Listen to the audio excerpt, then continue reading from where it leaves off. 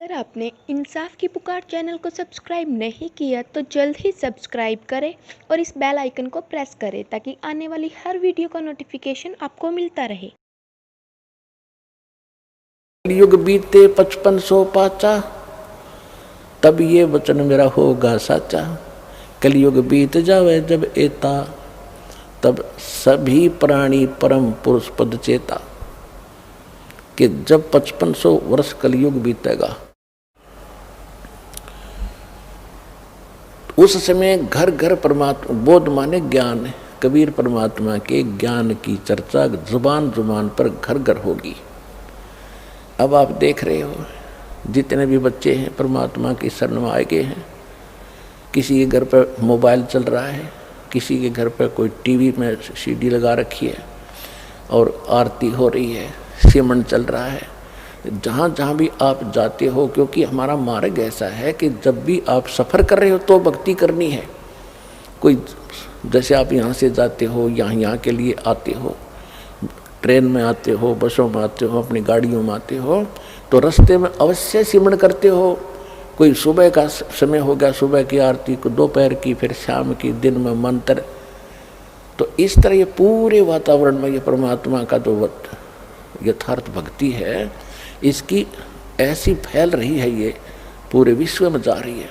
और अभी तक विश्व के अंदर ये गाने बजाने, बकवाद, चर्चा और ये जो निंदा चुगली, इस तरह की बातें, जो विचार विमर्श होते हैं, ये वायुमंडल में घूमते रहते, शब्द खंड नहीं होता। और अब ये वचन चलेंगे परमात्मा की सतवाणी के और सिमरन की, जो सिमरन करने से आपको तो ताकत आती ही है। वो जो बाहर निकलता है एक मंत्र, उपदेशी पूर्ण संत से लेकर फिर जाप करते हो, बाहर निकालते हो, तो वातावरण में फैलता है। तो इस प्रकार ये सारे मालिक की वाणी चलती है। तो ये वो जो वचन पहले समाज में घर कर चुके हैं, सबके दिमाग बदले हुए हैं, माया की जोड़ तोड़ में लगे हुए हैं, उनके अंदर फिर कुछ संतोष आने लगेगा।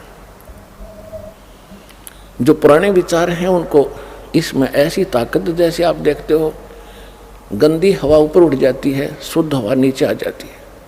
तो परमात्मा के जो वचन ज्ञान आप सुन रहे हो, टीवी पर सुन रहे हो, चिप में सुन रहे हो, मोबाइल से, तो मेमोरी कार्ड से चला रहे हो, या वैसे अपना सांस का सिमरन कर, तो ये शुद्ध यथार्थ भक्ति है। ये वातावरण में नीचे नीचे रह जाएगी। और जो ये पहले की बकवादें हैं, जो लड़ाई झगड़े घर घर में हो रहे हैं, आपस में लड़ते रहते हैं, तो ये सारे समाज में घूम रहे, तो सब के माइंड पर टकरा कर वो सबको ऐसे बेचैनी पैदा कर रहे हैं। अब धीरे धीरे सब में शांति आएगी और वो जो पहले वाले विचार ऊपर उठ जाएंगे, वो आपको अफेक्ट करने की रेंज में नहीं रहेंगे। एक उदाहरण सुनाता हूँ आपको। एक साधु संत अपनी किसी शिष्या के घर चला गया। उस लड़की के, उस माई के घर पे उसकी बहन आई हुई थी और उसकी बहन की लड़की विधवा हो चुकी थी। और उस संत के साथ 2-4 भक्त और भी साधु थे, उन सब ने वहाँ पहुँच गए। तो उसकी जो शिष्या थी उस संत की, उसने अपनी बहन का सहयोग लिया खाना बनाने में, कि बहन खाना बना, कई भक्त आ गए हैं, महात्मा जी आए हैं।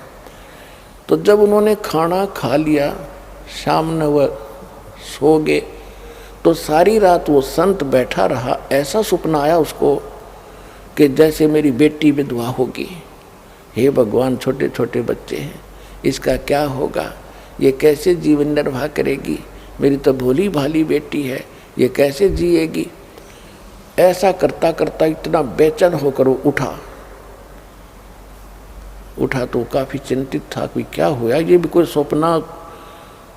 सपने में मैं कभी ये बात भी नहीं करता, कभी चर्चा भी नहीं चलती, ये आया तो आया कैसे सपना। तो उसने दूसरे को बताया, उठकर अपने गुरुजी से बताया। तो गुरुजी ने कहा मैं बताता हूँ ये क्यों आ गया सपना। उसने वो अपनी शिष्या बुलाई कि बेटी, ये खाना किसने बनाया था आज रात का? कि मेरी बहन ने बनाया था गुरुजी। तेरी बहन को बुलाना क्या तेरी बहन को कोई ऐसी दुर्घटना घटी है, उसके घर पे कोई ऐसी घटना घटी है, कोई दुख है उसको? हाँ जी, बहुत भारी दुख है उसको।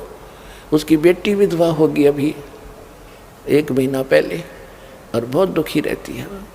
अब वो बहन खाना बना रही थी और मंदिर से सिमरन वो हो रहा था, मेरी बेटी का क्या होगा, छोटे छोटे बच्चे, हे भगवान कैसे निर्वाह करेगी। अंदर से घड़ी दुखी थी।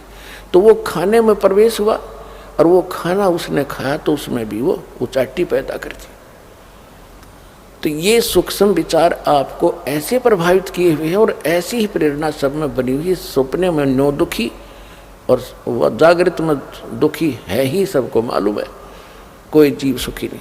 तो परमात्मा की ये जो वाणी अब चल रही है ये बहुत प्रचुर मात्रा में होगी और ये फिर क्या करेगा, पूरा वातावरण ऐसे चेंज होगा। ये ऊपर चले जाएंगे जो दूसरे वचन हैं जो आज तक सुनते रहे, लेकिन अब उनकी संख्या ज़्यादा है, उनकी क्वांटिटी ज़्यादा है, हमारी थोड़ी है। तो फिर भी ये ज़्यादा प्रभावशाली रहेगा। इनको धीरे धीरे तो हमारे एक गांव में 10 घर 20 परिवार हैं, बाकी सैकड़ों 200-300 दूसरे चर्चा वाले। तो धीरे धीरे ये प्रचार उन पे भी असर करेगा, अड़ोस पड़ोस में भी। फिर उनकी भी कभी भावना बदलेगी, क्योंकि परमात्मा के बच्चे तो सभी हैं, चाहे कोई आज हिंदू है, मुसलमान है, सिख या ईसाई है, कोई अमेरिका में है, कोई अफ्रीका में है, भारत या पाकिस्तान, बलोचिस्तान, कहीं पर भी पैदा बच्चे उसके सभी के। और उसने सभी बच्चे उतने ही प्रिय होते हैं जैसे बाप को माँ को अपने छोटे से लेकर बड़े तक, चाहे 20 बालक हों, एक जैसे प्यारे होते हैं। वो आपस में बेशक लड़ते रहे, लेकिन माँ बाप के हृदय में उनकी जगह ज्यों की त्यों होती है। तो इसी प्रकार आज हिंदू मुस्लिम सिख ईसाई बनकर आपस में बेशक हम लड़ रहे हैं, लेकिन परम पिता ने हमें उतने ही प्रिय है और वो चाहते हैं कि इनका ये झगड़ा मिटे, चैन से रहें। तो उसके लिए ये शुरुआत दाता ने कर रखी है।